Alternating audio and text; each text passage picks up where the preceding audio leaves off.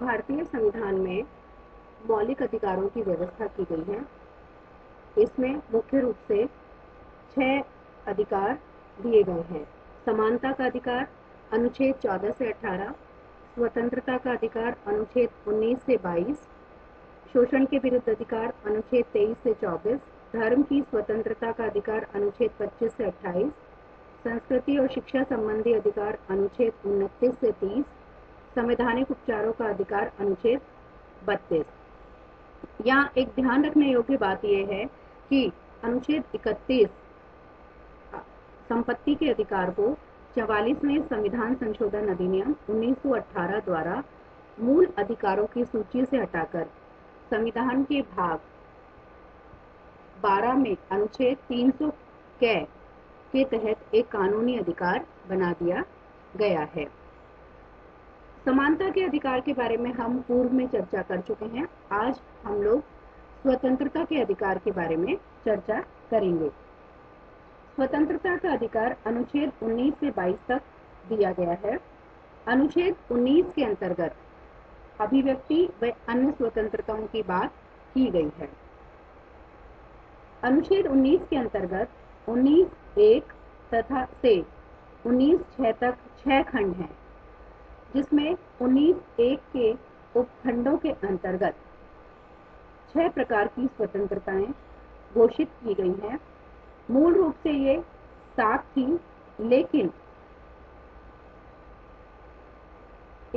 Indian express बनाम भारत संघ 1985 के केस में सुप्रीम कोर्ट ने 19(1) में वर्णित विचार एवं अभिव्यक्ति की स्वतंत्रता में ही प्रेस की स्वतंत्रता को निहित मान लिया गया है। तो इसीलिए मतदाता का उम्मीदवार से संबंधित सूचना का अधिकार भी सर्वोच्च न्यायालय द्वारा 19(1) में ही अंतर्निहित माना गया है। 19(2) से 19(6) तक इन पर लगने वाले युक्तियुक्त निर्बंधन बताए गए हैं। इसमें हम स्वतंत्रताओं की बात करेंगे। सबसे पहले आती है भाषण देने और विचार प्रकट करने की स्वतंत्रता, यानी कि right to freedom of speech and expression. यहाँ पर हम एक चर्चा करेंगे, एक इम्पॉर्टेंट चर्चा, जिसका J.S. मिल की स्वतंत्रता संबंधी विचारों से संबंध है। J.S. मिल यानी कि जॉन स्टुअर्ट मिल के नाम से आप सभी परिचित होंगे। उन्होंने अभिव्यक्ति की स्वतंत्रता के पक्ष में अपनी पुस्तक ऑन लिबर्टी में 4 कारण बताए थे। उनका मानना था कि कोई भी विचार पूर्णतः गलत नहीं होता है। जो हमें अच्छा लगता है उसमें सच्चाई का तत्व होता है। अगर हम गलत विचार को प्रतिबंधित कर देंगे तो इसमें छिपे सच्चाई के अंश को भी खो देंगे। दूसरी बात आती है कि सत्य स्वयं से उत्पन्न नहीं होता, बल्कि जो हम विचारों के टकराव से उत्पन्न होता है, और विचारों का उपयुक्त संघर्ष ही अतीत में मूल्यवान है और ये हमेशा से ही प्रासंगिक रहता है। इसीलिए हम कभी भी इस बात को लेकर निश्चित नहीं हो सकते कि जिसे हम सत्य समझते हैं वह वास्तव में सत्य है। तो कई बार ऐसा होता है कि कुछ ऐसे विचार होते हैं जो सत्य होते हैं, लेकिन समाज द्वारा विरोध उनके प्रति जताया जाता है। तो इस स्थिति में हम यहाँ पर थोड़ी सी हमने ये J.S. मिल के विचारों की चर्चा करी। 19(1) में शांतिपूर्ण हथियार रहित सम्मेलन का अधिकार है। 19(1) में संगम या सहकारी समिति बनाने का अधिकार है। एक यहाँ पर आपको नोट करना है कि 97वें अमेंडमेंट द्वारा सहकारी समितियों को भी शामिल किया गया है। 19(1) में भारत के राज्य क्षेत्र में अबाध या निर्विघ्न रूप से संचरण का अधिकार है। 19(1) में भारत के किसी भी भाग में निवास करने और बसने का अधिकार है। 19(6) में कोई वृत्ति, उपजीविका, व्यवसाय या व्यापार करने का अधिकार शामिल है।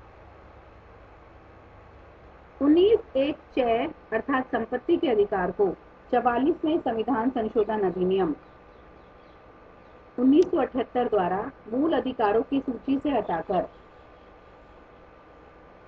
अनुच्छेद 300 कै के तहत विधिक अधिकार बना दिया गया है। अब हम इन पर युक्तियुक्त निर्बंधन की जो बात हमने करी कि किन परिस्थितियों में इन अधिकारों को सस्पेंडेड किया जा सकता है या कम किया जा सकता है, वो ये हैं कि 19(1) कै पर लगने वाले निर्बंधन के अधिकार कौन कौन से हैं। पहली बात तो भारत की सुरक्षा और संप्रभुता के केस में, न्यायालय की अवमानना के केस में, मानहानि, लोक व्यवस्था, विदेशी राज्यों के साथ मैत्रीपूर्ण संबंध बनाने में, शिष्टाचार एवं सदाचार के केस में और अपराध उद्दीपन के केस में। इस प्रकार ये जो स्वतंत्रताएं हैं वो असीमित नहीं है, उन पर प्रतिबंध लगाया जा सकता है। दूसरी बात आती है अनुच्छेद 19(3) में लगाए गए प्रतिबंध।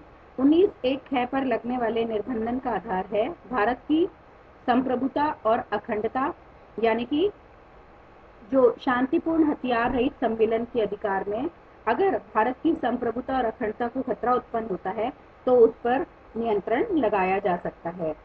दूसरी बात आती है लोक व्यवस्था के तहत भी शांति सम्मेलन को स्थगित किया जा सकता है। तीसरा आता है अनुच्छेद 19(3). 19(1) कै पर लगने वाले निर्बंधन का आधार है भारत की संप्रभुता और अखंडता, लोक व्यवस्था। फिर आता है 19(4), उसमें 19(1) कै, जिसमें हम करते हैं संगम या सहकारी समिति बनाने का अधिकार। तो इन पर निर्बंधन सदाचार के तहत, लोक व्यवस्था और भारत की संप्रभुता और अखंडता बनाए रखने के लिए किया जा सकता है। 19(5), 19(1) कै और 19(1) अणै पर लगने वाले निर्बंधन का आधार, इसमें आता है हमारे कि भारत के राज्य क्षेत्र में अबाध संचरण का अधिकार और किसी भी भाग में बसने या निवास करने का अधिकार। इसमें साधारण जनता के हित में अथवा किसी अनुसूचित जनजाति के हितों के संरक्षण के लिए निर्बंधन लगाया जा सकता है। 19(6) में 19(1) कै पर लगाए गए, 6 में होता है कोई वृत्ति, उपजीविका, व्यवसाय या व्यापार करने का अधिकार। तो ऐसी स्थिति में साधारण जनता के हित में निर्बंधन लगाया जा सकता है। किसी वृत्ति या व्यापार के लिए तकनीकी योग्यताएं निर्धारित करना हो सकता है। नागरिकों को व्यापार या व्यवसाय से पूर्ण रूप से या आंशिक रूप से इसलिए वर्जित करना कि राज्य किसी व्यवसाय पर एकाधिकार करने के पक्ष में हो, या ऐसा कोई कार्य जो अनैतिक हो, जैसे महिला एवं बच्चों को खतरनाक कार्यों में लगाना। तो ऐसी स्थिति में राज्य प्रतिबंध लगा सकता है 19(1) कै पर। तो आप लोगों को शायद ये जो अधिकार और उन पर लगाए गए युक्तियुक्त निर्बंधन के बारे में समझ में आ गया होगा। अब हम अगले उस पर चलते हैं कि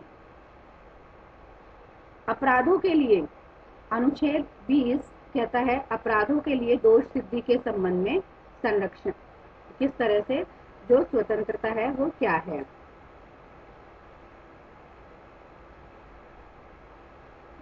अनुच्छेद 20 का संबंध कि राज्य किसी व्यक्ति को मनमाने तरीके से दंडित नहीं कर सकता है। इसमें उन्होंने 3 भाग बताए हैं, जैसे भूत तलक्षी दांडिक विधियों से संरक्षण। उसका अर्थ है कि किसी कानून को अतीतकालीन प्रभाव तिथि से लागू करना, यानी कि कोई व्यक्ति किसी अपराध के लिए तब तक दोषी नहीं माना जा सकता जब तक कि उसने ऐसा कोई कार्य करते समय किसी भी जो उस वक्त कानून है उसका उल्लंघन या अतिक्रमण नहीं किया हो। दूसरा आता है 20(2) में व्यवस्था की गई है दोहरे दंड से संरक्षण। किसी व्यक्ति को एक ही अपराध के लिए एक बार से अधिक दंडित नहीं किया जा सकता है।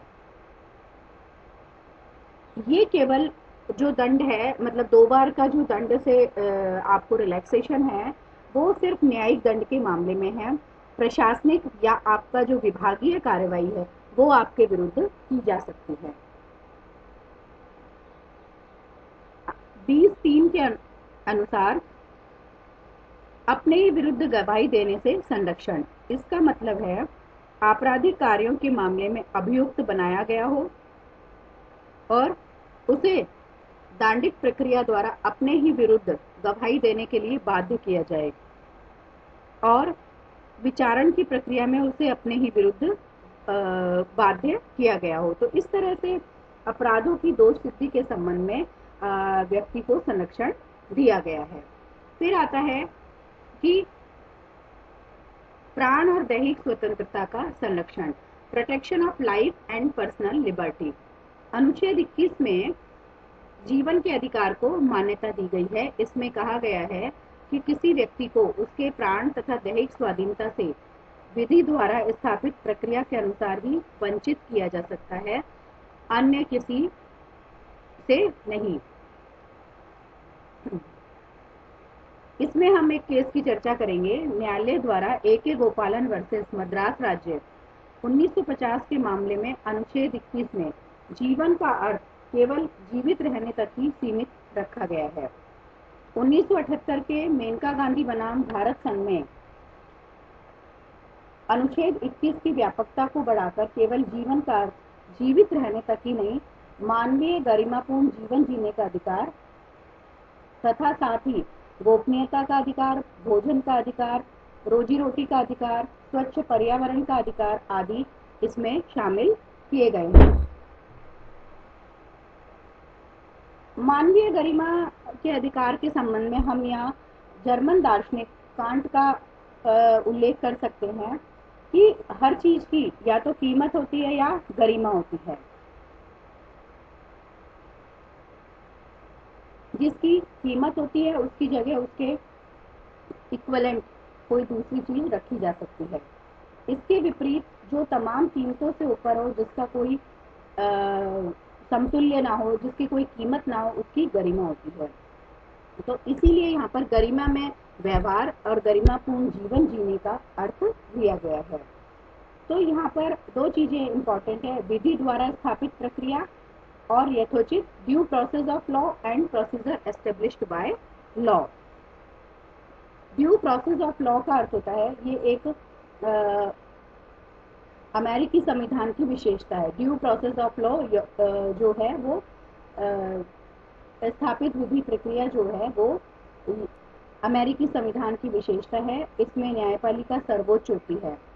यदि अमेरिकी विधानमंडल कोई ऐसी कानून का निर्माण करता है जो प्राकृतिक न्याय के सिद्धांतों के विरुद्ध हो, तो अमेरिकी न्यायपालिका उस विधि को असंवैधानिक घोषित कर सकती है। जबकि विधि द्वारा स्थापित प्रक्रिया ये एक ब्रिटिश संविधान की विशेषता है। ब्रिटिश संविधान में संसद की सर्वोच्चता को स्वीकार किया गया है। संसद द्वारा पारित विधियों की औचित्य का निर्धारण करने की शक्ति वहाँ की न्यायपालिका को नहीं है। तो ये हमने आज स्वतंत्रता के दो एस्पेक्ट पढ़े हैं। नेक्स्ट वीडियो में हम स्वतंत्रता के बाकी अधिकारों के बारे में चर्चा करेंगे। Thank you.